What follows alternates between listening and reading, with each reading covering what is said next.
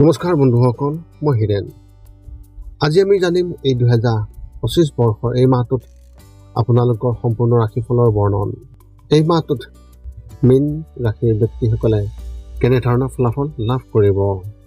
প্ৰথমে মোৰ চেনেলটো আপোনালোকে ছাবস্ক্ৰাইব কৰি ল'ব, যাতে মোৰ পিছৰ ভিডিঅ'বিলাক আপোনালোকে সহজে লাভ কৰিব পাৰে।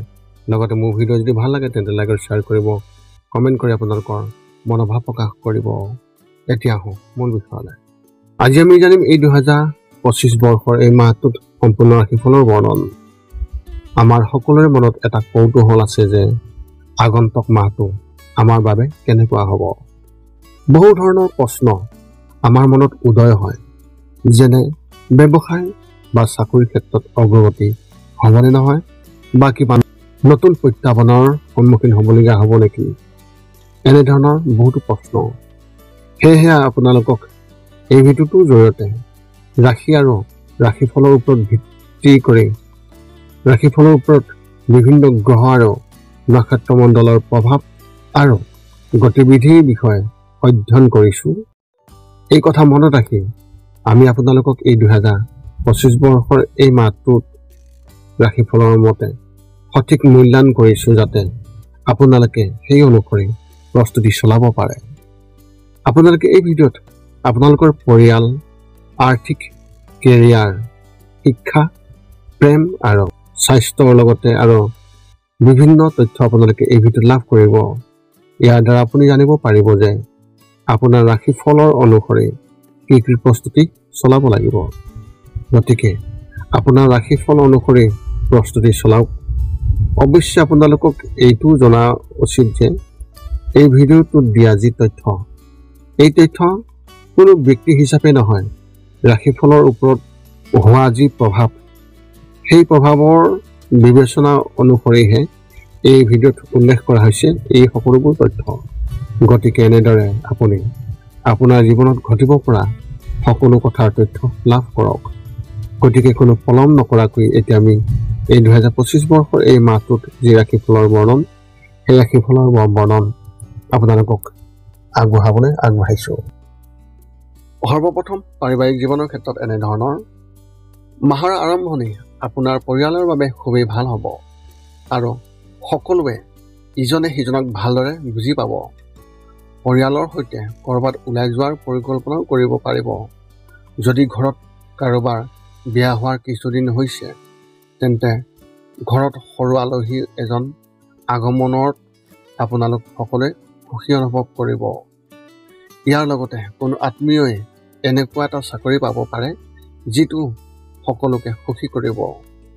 অৱশ্যে কোনো এটা বিষয়ত আপোনাৰ সন্তানৰ লগত কাজিয়া হ'ব পাৰে আৰু তেওঁলোকৰ ওপৰতো খং উঠিব।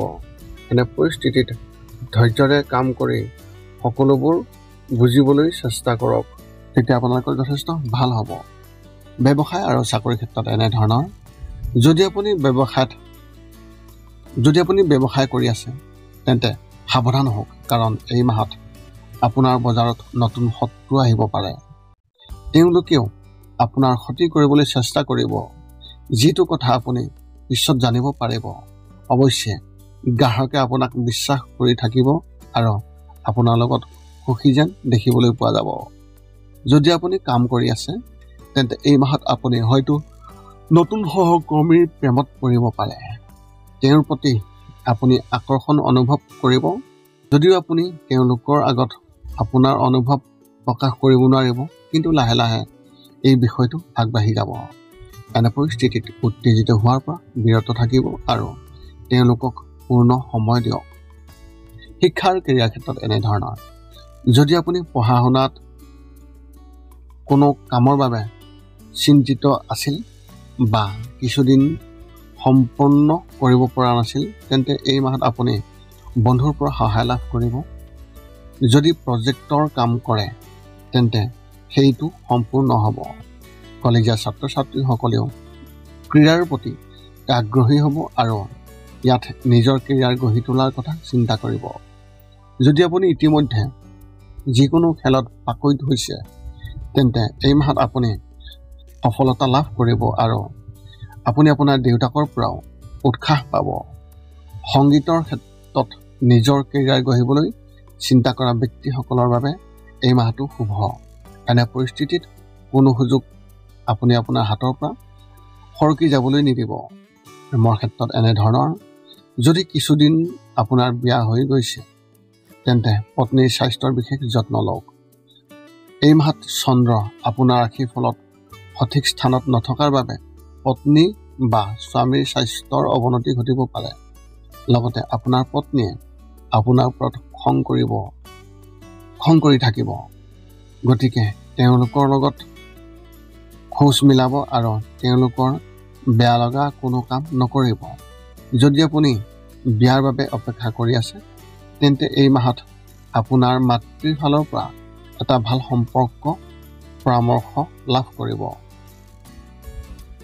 যদিও আপোনাৰ মায়ে আপোনাক ভাল নাপাব পাৰে, তথাপিও খৰখেদাকৈ কোনো সিদ্ধান্ত লোৱাৰ পৰা বিৰত থাকিব।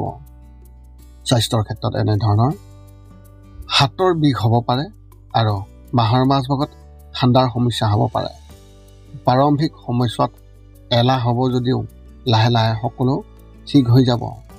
মাহৰ তৃতীয় সপ্তাহত আপুনি কিবা এটা বিষয়ত উত্তেজিত অনুভৱ কৰিব আৰু তাৰ বাবেই আপুনি মানসিক শান্তিও লাভ কৰিব। যদি আপুনি ইতিমধ্যে কোনো গুৰুতৰ ৰোগত ভুগি আছে তেন্তে এই মাহত এবাৰ চিকিৎসকৰ ওচৰত নিজকে পৰীক্ষা কৰাওক, নহ'লে পিছত সমস্যাৰ সন্মুখীন হ'ব লাগিব। পেটৰ লগত জড়িত সৰু সৰু সমস্যাৰ বাবেও আপুনি কিছু সমস্যাত থাকিব পাৰে, তথাপি আপুনি অতি সোনকালে ইয়াৰ পৰা আপুনি আৰোগ্য লাভ কৰিব। আপোনাৰ এই মাহত শুভ সংখ্যা হিচাপে 9 আৰু শুভ ৰং হিচাপে আপুনি এই মাহত বগা ৰং ব্যৱহাৰ কৰিব। মীন ৰাশি ব্যক্তিসকলৰ বাবে এক বিশেষ তথ্য, গাড়ী চলোৱাৰ সময়ত কোনো অচিনাকি মানুহৰ লগত অপ্ৰয়োজনীয় কাজিয়া নকৰিব, কাৰণ আপোনাৰ এই ক্ষেত্ৰত কিছু কাজিয়া হোৱাৰ সম্ভাৱনা দেখিবলৈ পোৱা গৈছে। এই বিতৰ্কই ডাঙৰ ৰূপ ল'ব পাৰে আৰু বিষয়টোৱে আনকি ডাঙৰ কাজিয়াও হ'ব পাৰে। এনে পৰিস্থিতিত আগতীয়াকৈ সজাগ হওক আৰু অপ্ৰয়োজনীয় কাজিয়া বৃদ্ধি নকৰিব। এতিয়া আপুনি সকলো তথ্য লাভ কৰাৰ পিছত এই 5টা কাম কৰিবলৈ আপুনি যিমান পাৰি চেষ্টা কৰক। সৰ্বপ্ৰথমটো হৈছে আপুনি আপোনাৰ শৰীৰটো সুস্থ কৰি ৰাখিবলৈ দৈনিক যোগাসন কৰক, য'ত মূলতঃ 10 মিনিটৰ বাবে ওমকাৰ মন্ত্ৰ, 10 মিনিটৰ বাবে কপালভাতি আৰু 10 মিনিটৰ বাবে অনুলোম বিলোম। ইয়াৰ লগে লগে আপোনাৰ শাৰীৰিক আৰু মানসিক স্বাস্থ্য একেবাৰে নিখুঁত হৈ থাকিব। 2 নম্বৰটো হৈছে ৰাতি শোৱাৰ আগতে নিস্তব্ধ আৰু নিৰ্জন ঠাইত 10 পৰা 20 মিনিট ধ্যান কৰিব লাগে। ইয়াৰ দ্বাৰা 2টা উপকাৰ পোৱা যায়। এটা হ'ল আপুনি ভাল টোপনি পাব আৰু দ্বিতীয়টো হৈছে পিছদিনা আপুনি সতেজ অনুভৱ কৰিব। ধ্যান কৰি থাকোঁতে মধ্যমীয়া শব্দৰ শান্ত সংগীতো আপুনি শুনিব পাৰে। 3 নম্বৰটো হৈছে প্ৰতি মংগলবাৰে পুৱা নিশ্চয় হনুমান চালিচা পাঠ কৰক আৰু হনুমান মন্দিৰ দৰ্শন কৰক, নতুবা আপুনি বিষ্ণু মন্দিৰ দৰ্শন কৰক। ইয়াৰ দ্বাৰা আপোনাৰ আৰু আপোনাৰ পৰিয়ালৰ যিকোনো সদস্যৰ সংকট দূৰ হ'ব আৰু সদায় সুখ আৰু শান্তি থাকিব। 4 নম্বৰটো হৈছে ঘৰৰ বাহিৰত গৰু আৰু কুকুৰক প্ৰতিদিনে আপুনি পাৰিলে খাদ্য খুৱাব লাগে। খাদ্য খোৱাওক আৰু যদি পাৰে চৰাই চিৰিকটি আদিকো খাদ্য আৰু পানীৰ যোগান ধৰক। এই পৃথিৱীখন যিমান আমাৰ সিমানেই সিহঁতৰো। নিতৌ ইহঁতক খুৱাই আমি তেওঁলোকৰ পৰা এক আশীৰ্বাদ লাভ কৰিব পাৰোঁ আৰু আমাৰ ওপৰত থকা গ্ৰহবোৰৰ কুপ্ৰভাৱ দূৰ হ'ব। সদশেষত 5 নম্বৰটো হৈছে আপুনি পাৰিলে মাজে মাজে চৌপাশৰ দুখীয়া ব্যক্তিসকলক আপুনি পাৰিলে সহায় কৰক আৰু ভোকাতুৰ ব্যক্তিসকলক আপুনি পাৰিলে খুৱাবলৈ চেষ্টা কৰক। এই আছিল এই 2025 বৰ্ষৰ জানুৱাৰী মাহটোত মীন ৰাশি ব্যক্তিসকলে লাভ কৰিবলগীয়া সম্পূৰ্ণ ৰাশিফলৰ বৰ্ণন। যদি আপোনাৰ মনত এতিয়াও কিবা জ্যোতিষ সম্বন্ধীয় কিবা প্ৰশ্ন আছে তেন্তে আপুনি সেই প্ৰশ্ন আমাক এই ভিডিঅ'ৰ তলত কমেণ্ট কৰি আমাক অৱগত কৰাওক, যাতে আমি আপোনালোকৰ প্ৰশ্নৰ উত্তৰ অতি সোনকালে দিব পাৰোঁ।